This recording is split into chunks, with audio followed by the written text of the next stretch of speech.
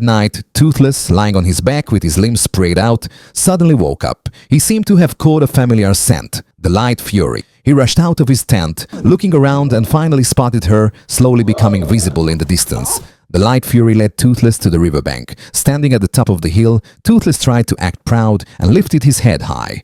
However, when he took his first step, he accidentally missed his footing and tumbled down the slope, rolling all the way to the riverbank where the Light Fury was.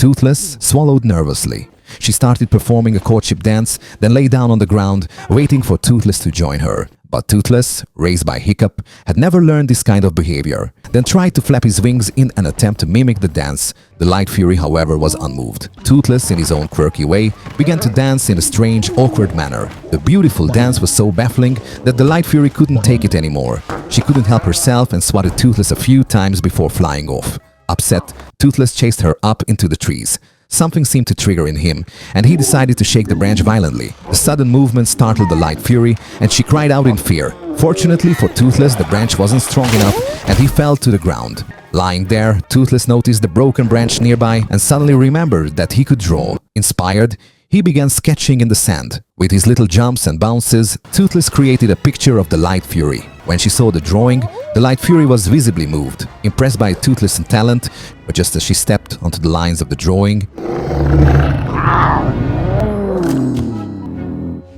the Light Fury, touched by Toothless' artwork, gestured for him to follow her and fly away together. However, Toothless, unable to fly on his own because of his injured tail, hesitated. As he looked at the shore, the Light Fury saw Hiccup standing there, which startled her once again, and she flew off. Toothless, watching the Light Fury fly away, glanced down at his injured tail and shook his head in frustration. Hiccup, witnessing everything, suddenly remembered that he had once made a tail for Toothless so he could fly independently. Inspired, he got to work and improved the design, crafting a new fireproof tail for Toothless.